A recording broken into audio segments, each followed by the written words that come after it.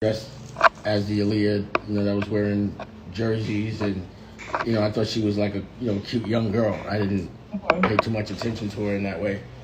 And but where I really met her was we both had the same business money managers. Barry Clarberg, who ended up robbing me, but yeah, bastard. But she was in the conference room, and I didn't even recognize her as Aaliyah. I just was like, "Who's that?" And then I actually went into I think I probably rushed the meeting and was like, "Hey, how you doing?" And we got cool. And that was our first real interaction where I looked at her like, you know what I mean? Yeah, for sure. And how soon after that did you all, get closer and become friends? Well, what happened was, I didn't know it, but I guess she had been kicking it with Jay. And, we got cool, but while we were talking, she was like, "What's up with Jay?" So I knew what that meant. And, I was like, oh, so I wasn't really thinking about it too much. But my friend Natani brought me to and when I say kicking it, I'm saying they were talking. It wasn't nothing happening. He was courting, kicking it. Natani brought me to this photo shoot in L.A., and it was called the It Girls. It was Aaliyah, Natani, Padata, Bijou, and we all got cool this day. And we were talking about things about your soul and the evolution of your soul. And, after the photo shoot, we actually went to the mall and we all brought these books, The Seed of the Soul, because Padata had told us about it. And then when we read them, it was like our conversation was definitely highly enlightened and angelic, like you would want them to be. And that was where our connection came. We all were part of the same soul cluster. And, and again, we would talk. We got real cool. And, Natani convinced her to come to the Hamptons. And me and homie were there. And, I just was on fire that week. And we ended up really having so much fun that we didn't want the fun to stop. So the intention really wasn't to be in love, Yeah. But you fall in love. It's not something you do on purpose. You know what I mean?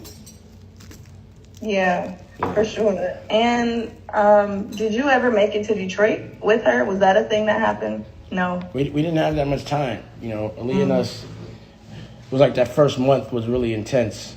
But both of us was at the height of that kind of career where you had to run anytime, an opportunity presented itself.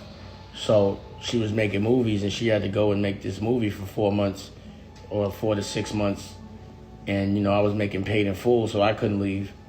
And, I didn't see her for 4 or 6 months. Then she'd come back. We would hang out for a week, heavy.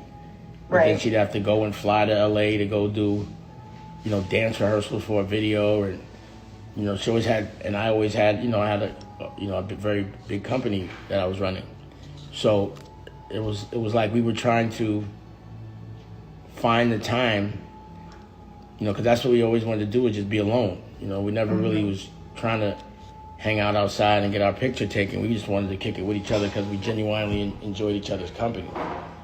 And, we were if we could ever get 4, 5, 6 months together, then we'll know if we're really, because it was just always brand new because we never got to have consistent time together.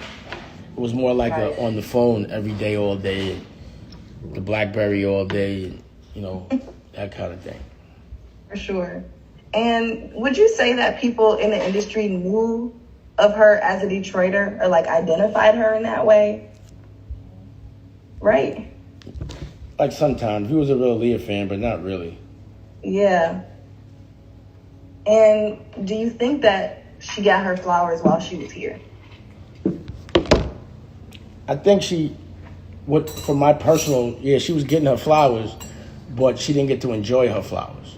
You know what I mean? So it was just, she was just again, it was like the first kind of time that she had found this kind of peace and happiness, and the same thing for me. Yeah. You know what I mean? It's like you have a dream, but sometimes you don't get to live it. So she went through a lot of things to get to that frame of mind, and once she got there, like, she was highly enlightened. And it was like the minute she got to that point where she could have that peace and have that love, she got taken off the planet. Right.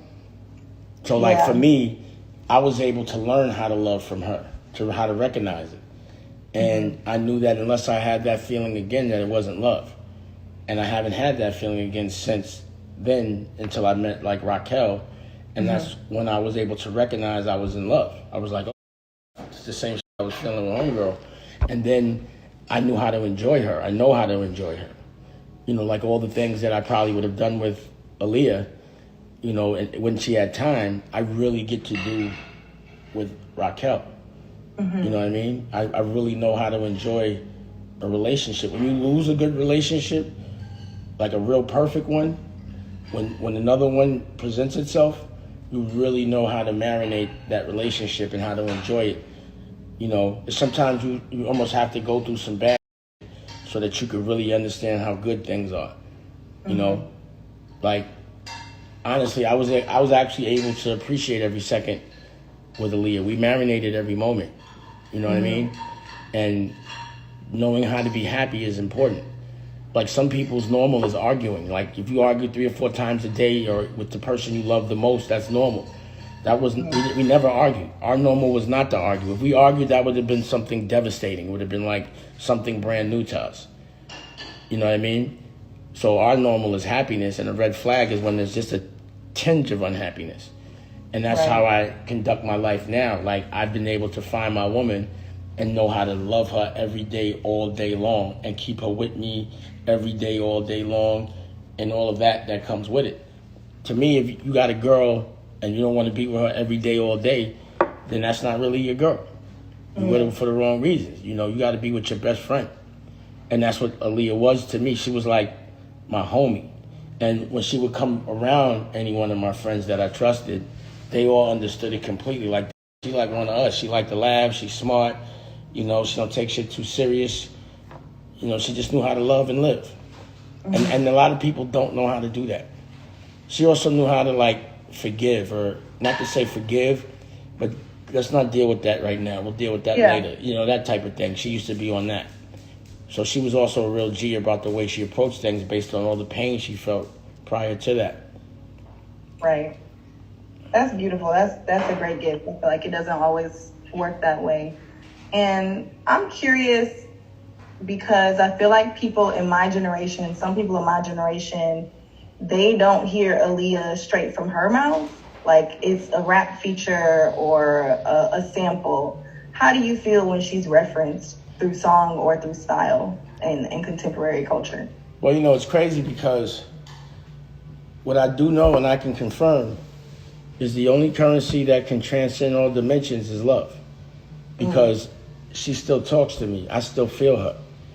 And I'm saying that because if, let's say, there's some sort of validation that I need, or if even we're bringing up love or Aliyah, all of a sudden I'll hear her name in the radio. Like we were just talking about. Yeah. And I know that's not a coincidence. It's a direct message. Like, you know, I knew Rocky was the one because we was outside one day, and all of a sudden a bunch of white butterflies just flew all over Rocky like she was a wizard, like a you know, like a good, you know, like Tinkerbell or something like that. You know what I mean? It was just, you know, and it was crazy because I mean I have pictures of it. You know, it was crazy. And later on, I was talking to you know, someone that does that. You know, when they talk, and it was just because someone wanted me to talk to them about a show. And she didn't really know who she was talking to. And she was like, you got this girl. She talked you through the butterflies, the lightning. She knew everything that happened, you know, and gave Rocky the thumbs up.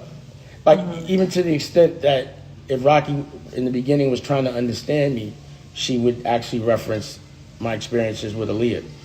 You know, that was like, you know, like it was like Aliyah would help her to make sure she understood me. Got it. So it's not a thing of like offense for you. It's just a good reminder. For Aliyah? No, for like when you hear different artists sampling her or mentioning her name. It's more of a, she's talking to me. Like, I don't even hear the song, I just hear the Aaliyah part. You know what I'm saying? Yeah. Or if it's a song that her and I used to enjoy, it might come on. You know what I mean? Stuff like that. So, yeah. I mean, I already know how impactful Aliyah is. It ain't no was. She's still present now. I know what she would have done if she was here. The whole world would be different. Yeah. You know what I mean? You know, that's the only thing. That's the thing. It's like, what would the world have been like if she had not got on that plane? If she would have, that's the one time I should have really been an asshole because I told her don't get on that plane. Yeah. You can bring me a light? And what do you think needs to happen for the music industry to be a safer place for young women specifically, young Black women specifically? I mean, that's a deep question because a lot of what music is, you know, expression of unrecognized trauma, you know, and our programming of survival is for us to hurt each other. You know what I mean? Not to love each other, to look the other way from our oppressor, but to like hurt the people we love the most. It's a good strategy if you're on the other side. So music will get better when people get better. You know, music will be safer when people are safer. When people can recognize their trauma and deal with it and not, you know, overcompensate and, you know, project on people because you're internalizing things that you can't, you know, change, or you can't get to the people that are really oppressing you. The people you love are usually the ones that catch that wrath because those are the only ones that'll listen. Right. So, again, if you can figure out how to heal people, then the world will be a safer place. If everyone wasn't always in survival mode, you know, then you could understand that the real reason to be on this planet is to love others. You know? So hurting someone would be like hurting yourself, and understanding the karmic repercussions that come with that. Right. That makes sense. That's really beautiful to hear because I feel like, kind of like what you were saying, that she was right on the cusp of something different and new, and we got to see a little bit of it, but we literally don't know where she will be or how she will be or what she will be about, and sometimes it feels a little... She was doing the Matrix next. You know what I'm saying? Yeah. And she was changing her whole direction with her music. She was really, really broadening her horizons with that music. We were having a lot of fun just being experimental with music, just as people that love music. Right. It might be one outside. If it's one outside, I'll leave it. And I think I just have a couple more questions, but something I'm really curious to know is, what do you think people typically get wrong, specifically media people, when talking about Aliyah? I don't really focus on the wrong, you know? I only focus on the good, the light. I don't hear nothing negative about Aliyah. It doesn't even process because there was nothing negative about her. You know what I mean? You know, I wasn't so much into, I wasn't like, as in music, I liked her music, but it wasn't like, I was a fan of her as a person more than a fan of who she was as a celebrity, you know what I mean? And how other people received her. I honestly didn't know that she was that famous until she passed. I really didn't. You know, I knew she was hot, but I didn't know how loved she was, you know what I mean? Yeah, got it. That makes sense. And are you still in touch with anyone like Padata or like that whole crew? I wish. I miss Padata. You know, she got low like Kaiser Sose. Nobody sees Kadata. You have sightings of Kadata. You know what I mean? But she was a really ill friend and one that I miss. I don't even remember.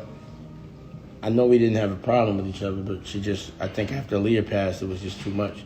But I do miss her. I wish she would come back outside. Kadata, where you at? I miss you. You know? But like everyone else, we kind of, you know, we see each other. But, you know, it's funny because you go through these phases and these chapters in your lives, you know, like when you don't have a significant other and you don't have kids, you know, you're still young. So it was like, yeah, that period of my life was fun for that period. Like, you know, and then everyone went and got married and, you know, and I went and got so it's like, you know what I mean? It's a time that you don't regret that it's not happening, but you still miss. You know what I mean? Yeah. Yeah. It's like remembering high school. For sure. Sweet. And I just want to ask a couple like basic questions so I get it right in the story. Can you tell me where you live and how old you are? Well, now I live in LA and I'm 50. Beautiful. So yeah, what you just said is similar to what a lot of folks have said recently that I've spoken to. I spoke to her stylist and Eric, one of the producers from the album. And a lot of people, you know, don't really keep tabs on new Aaliyah stuff, and people have lost touch because it was such a traumatic experience. So yeah, it was that traumatic. You know what I'm saying? It was like the Aliyah, because you know she was such a tasteful person that everyone that was around her basically had taste. So they give out. There's like a heavy respect for the way the family wants to deal with things. It's, you know. Yeah. Beautiful. Well, I think those are all my questions. Is it cool for me to send you a link to the story when it's all set in August? Yeah, please do. Beautiful. And would you want like a print copy, or maybe I can send a print copy with Biba when she comes down? Whatever you want to give me, I would appreciate. Okay, I'll do that. I'll be in touch. Thank you so much for your clarity and honesty. I appreciate it, and I think this is going to be a gorgeous story. So I can't wait to share it with you. Thank you for interviewing me. For sure. All right. If you want another amazing video with the one and only Dame Dash, check it out right there next to me. I think you'll enjoy it. Continue to believe, and I'll see you there.